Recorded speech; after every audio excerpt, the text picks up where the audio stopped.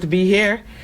Today we have in our company Mr. Worldwide himself. We call him Mr. Worldwide because he's traveling all over the world spreading the message of good health. His name, his name is Mr. Patrick Dells. Yeah. How are you doing this morning? Blessed greetings, Mikey. Greetings to the people of the nations, you know? Yes.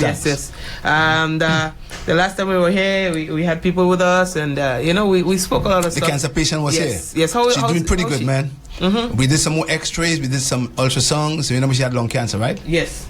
Did ultrasounds, and we compared them to the one that she had before from the doctors in Ohio. Mm-hmm. Wonderful. Yes. There's no effusions. There's no mucus in the lungs again.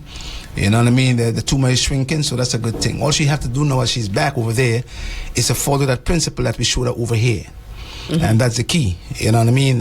We took her for all mucus forming foods, took her for all sugars. We had her on just a juicing program, lots of antioxidants, lots of herbs that have shrinking ability. And she was walking up a hill like never before. Yes. She couldn't do, when she first came here, she couldn't walk up a hill. You know what I mean? Because when you have lung cancer, it affects the lung in a negative way, where you get short breath. See? Mm-hmm. But she did make it after a while. I'm not gonna lie. It took her because she was here for a month. It took her at least 10 days to get that motion of walking up, long distances. You know what I'm saying? Mm-hmm. And what we try to do to people to know if you're improving is if you walk 1/3 of a mile.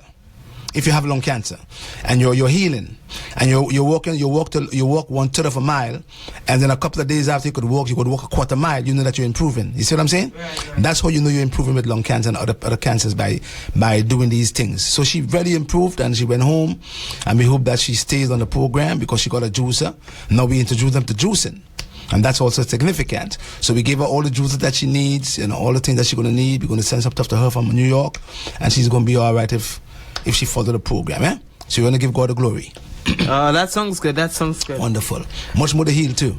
Yes. Yeah. So today we're talking about children's health. Yes. Right. And the reason why I want to talk about children's health, because there's a lot of children, a lot of parents are there too, who have children who are sick. Some children have ADHD. Some children suffer from autism. Some children suffer from asthma. Some children get colds and flus on a regular basis. Some children have cancer. Leukemia is a cancer that affects a lot of children. And in North America, leukemia is one of the leading cause of death in children. Okay. Wow. And we are seeing also that it is affecting our children in the Caribbean also, because we have a 3-year-old from St. Vincent who died last year of leukemia. We had another 9-year-old who had it in Barbados who died from it, and there was a 6-year-old and a 13-year-old who had leukemia, and they all died from it. See, it's the same cancer that my sister had. Mm-hmm. But she traveled and they were able to take care of it, and she's now alive and well. She did a bone marrow transplant? I'm not too sure if she did a bone marrow transplant. Right, because usually when you have leukemia, they look for a match from a parent or a sister or a brother. You know what I mean? To match the bone marrow, because remember that when you have leukemia, it's a cancer of the cells and the blood.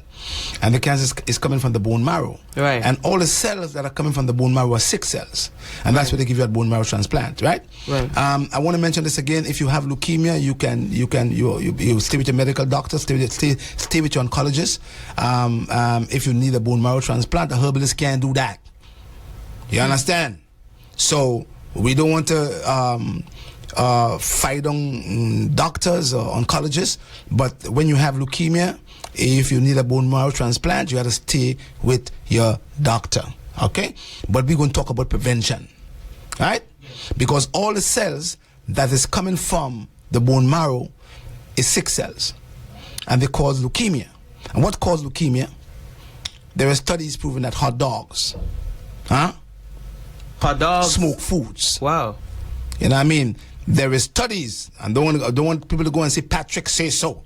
There is studies. Look at the studies in Utah, that if a woman ate 5 or more hot dogs per week, her offspring is prone to coming along with leukemia. That is studies. If a man eat more than 5 hot dogs per week, his offspring is also prone or vulnerable to coming down with leukemia, because now all the cells that is coming from the bone marrow is sick cells. That's what leukemia is. So if the cells from the bone marrow is not nourished, and they become sick, they can never be matured and run into the circulation in the blood. So what happens to the cells? They become sick and they cause you to get cancer. Leukemia, that is cancer of the blood or cancer of the cells. But what a lot of the medical people don't explain to individuals is the hot dogs is one of the causes. All the smoked foods are causes of leukemia, all right? You know what I mean? And also stomach cancer. Because liver cancer and stomach cancer is the most prominent disease in China. And all the small eye people have those kind of cancers because they eat a lot of smoked foods. Okay? Now, when you don't have good cells coming from the bone marrow, and you don't have a vitamin called what? B12 vitamin. B12 vitamin. Learn that today. If you're lacking in the B12 vitamin, you are deficient in the B12 vitamin, a few things happen to you. You're prone to getting MS, multiple sclerosis. That's number one.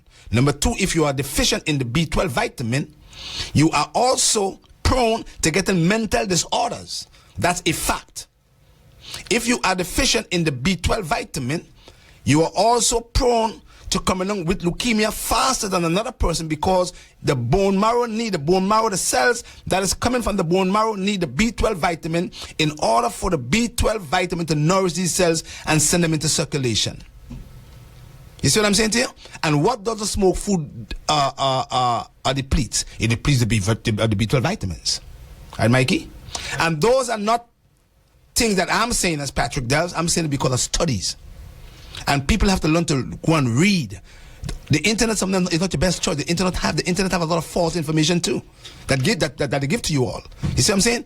But there are studies in Utah and even in Denmark and in Sweden, where these studies are not being done in America, prove that B12 deficiency is one of the main components of mental disorders, multiple sclerosis, leukemia, because each cell that is coming from the bone marrow need to be nourished. Just like when you, Mikey, send your daughter when she was a baby or 2 or 3 years old, send her to the daycare center, right?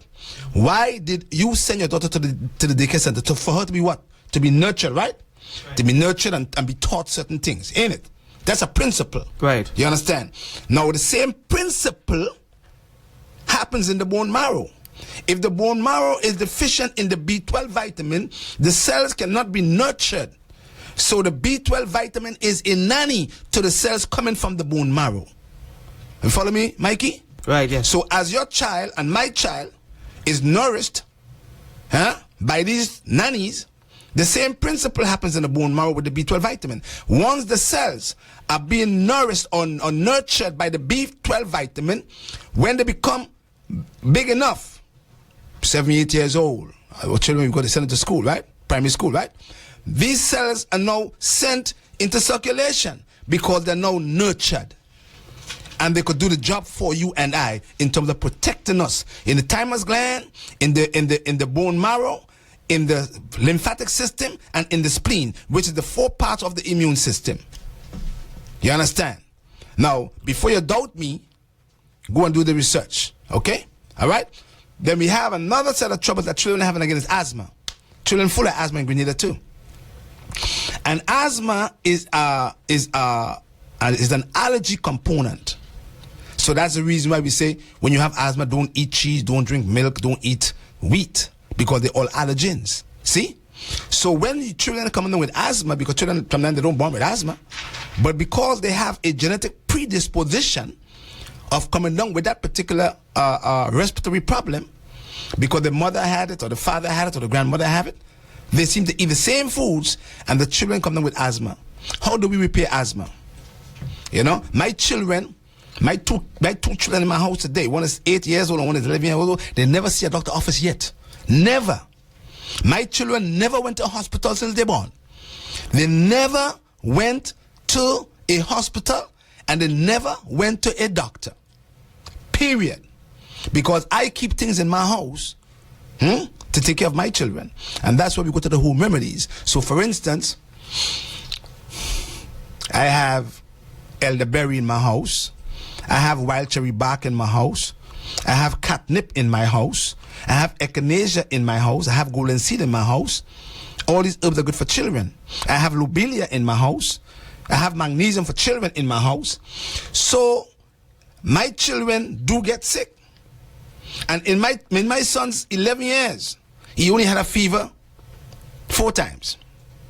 In my daughter's 8 years in my house, she had a fever 3 times. You understand? But I clean my children out. I give them enemas. I cleanse them out. I don't let nothing pile up in their system, and I don't give my children dairy. You understand?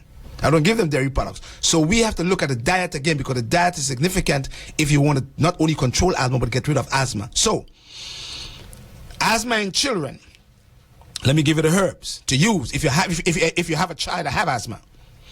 Look at a child's diet. Dairy don't cause asthma, but dairy can exacerbate an asthma attack.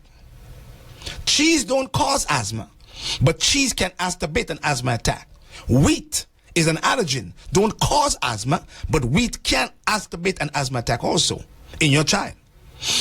So the first thing parents have to do is to go from infancy with your children. When a child is born, when the child is 6 months old, you try to avoid giving your child 100% of milk.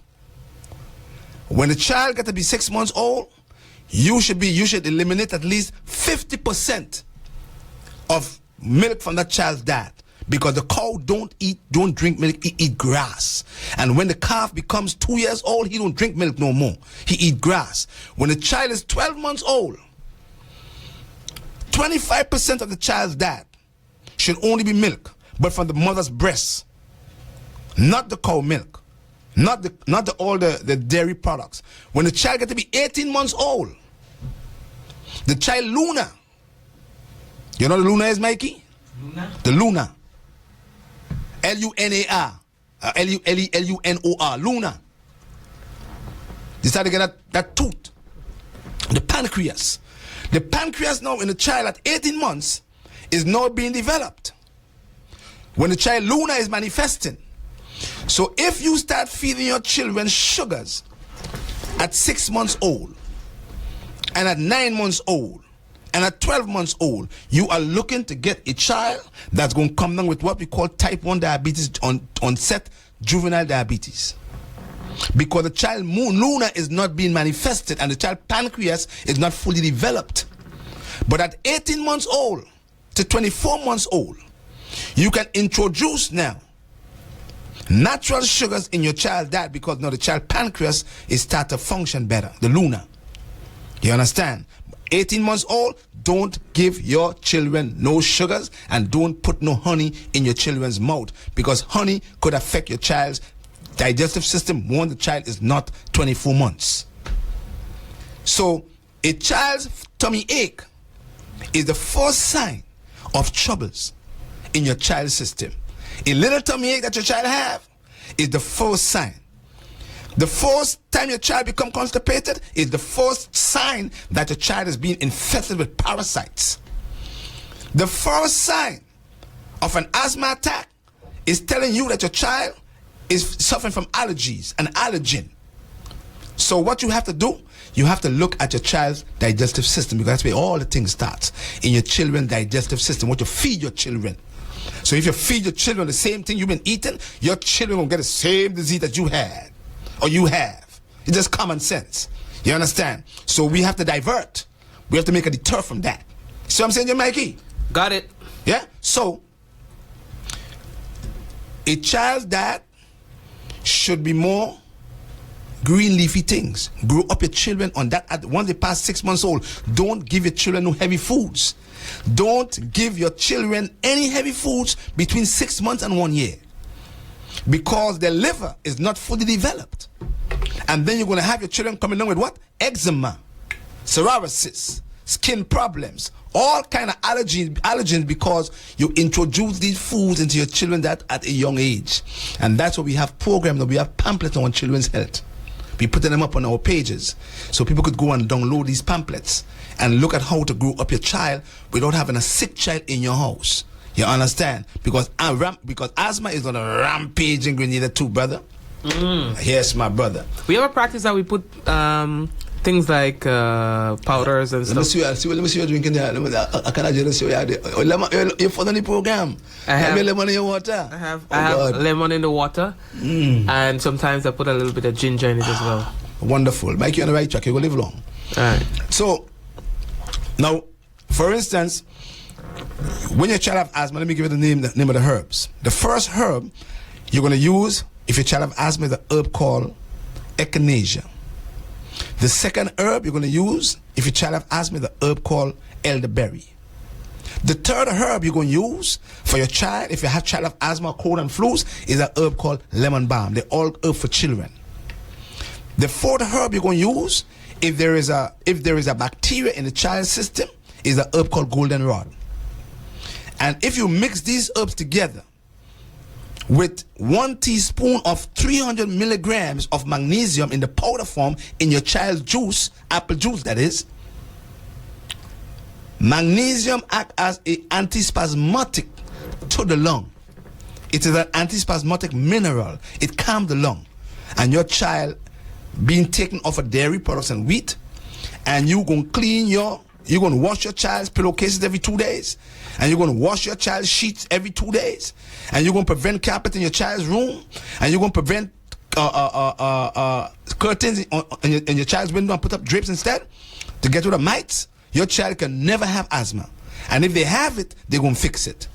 But you must but we feed our children so bad that our children start picking up the same diseases that we have, our parents had, because it's in the gene. So we have what we call a genetic predisposition of getting the same disease that our parents had because we eat the same way. So all we have to do is to look at how we rear our children. And, you know, I don't say don't take your child to a pediatrician.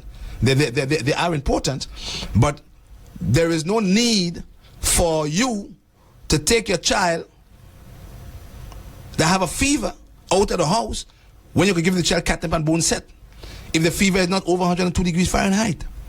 See what I'm saying? With the child going to suffer from convulsion. But if the child's fever is, let's say 99, 100, you can use the child and put it in cold water, very significant. You can use a herb called catnip and a herb called bone set together. And these herbs don't lick out the fever like all them things on the market does, because when a fever is not a bad thing. Learn today, a fever is only telling you that your child is fighting either a viral infection, like a cold or a flu, because a cold or a flu can give you a fever also, or your child is fighting a bacterial infection.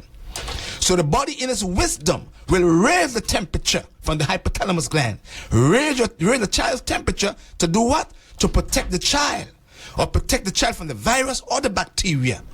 You understand? But we go and we try to lick out the fever. We don't lick the fever out. We make the child go to the fever in a good state. So we don't go and give you Tylenol. We give you bone set. We give you catnip. And what they do is they normalize the temperature, but don't go and lick out the fever like the other things does.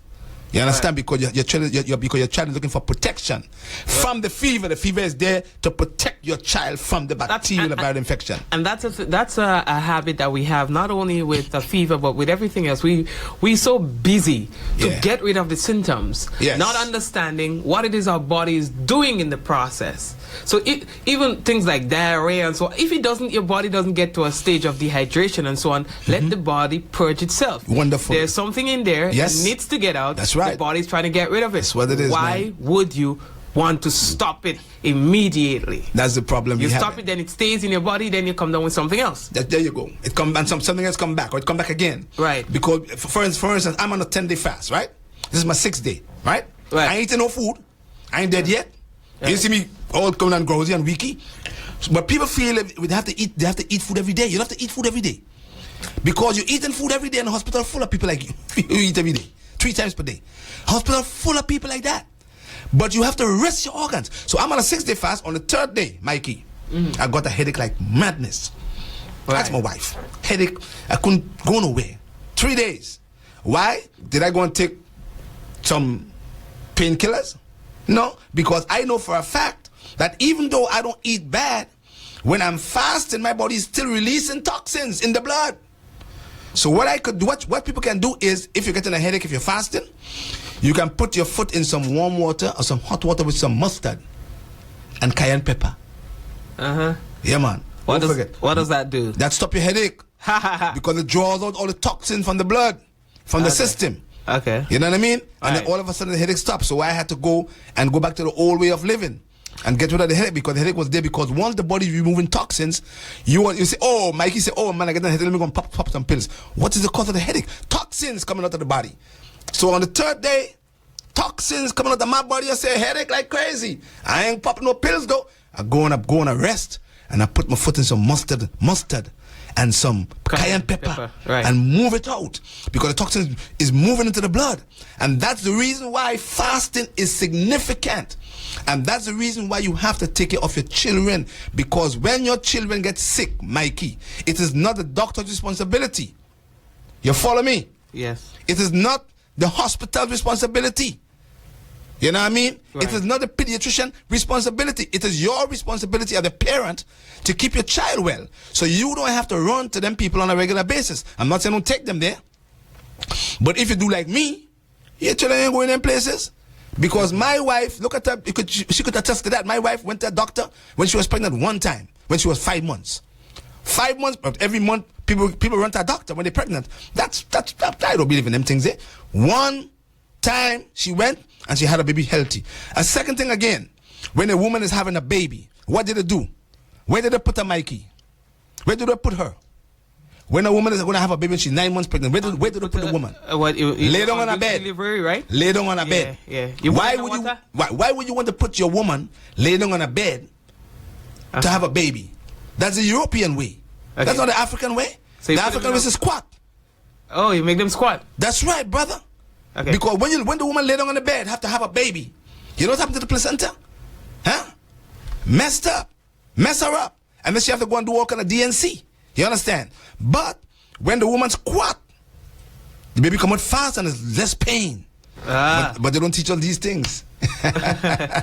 One more thing before you go, we have about a minute. Yes, I noticed that there are people who put potatoes, I believe, in the sock of the children. If they are sick, if they have fevers, or if they have headaches. I've seen something like that. So they slice potatoes and they put it in the sock of the children, and onions. Onions to a garlic. Yeah, or garlic. Yeah, or some people use camphor. Right. Remember when we were younger, our mother used to pin a camphor on your vest? Yeah. Right. The old people knew the things, man. They knew it, Mikey. Because these things draw out toxins and they prevent viruses from coming in. You know what I'm saying? Right. So these things are not being practiced now because the younger people today were not taught these things. So we have to go to the ways that the older people used to have, because the older people knew stuff, man. You know for a fact, I don't know about you, but when you were going back to school, they gave you a washout. After you eat all the mangoes. I remember that. That's what I'm saying. And the reason why the older people used to do that, because they knew for a fact that the large intestines is the key to prevent diseases. So they used to wash you out. The only problem that they had was they never used to put back the good bacteria back in. You see what I'm saying to you? Right. So because when you take a washout or cleansing of the bowels, you lose the good and the bad bacteria. Yes. So you got to put the good one back. They didn't know that then. So they used to concentrate. The older people used to concentrate on the colon. We do also in these times concentrate on the colon too, but I more concentrate on the digestive system. Right, which is large bowel, small intestines, stomach, and the pancreas, because they are the one that control every other organ in the body. See what I'm saying to you? Yeah. So the older people knew camphor, potatoes. When you had asthma, they used to put a lizard in some water, make you drink it. Yes, man. Yes, man. Make it bitter. Drink it. You know what I'm saying? Drink that. You know what I mean? I bit a glass because I didn't want to drink castor oil, and they had to tie me up. You had to drink it, right? And after they tied me up with a rope, my mother and father did that.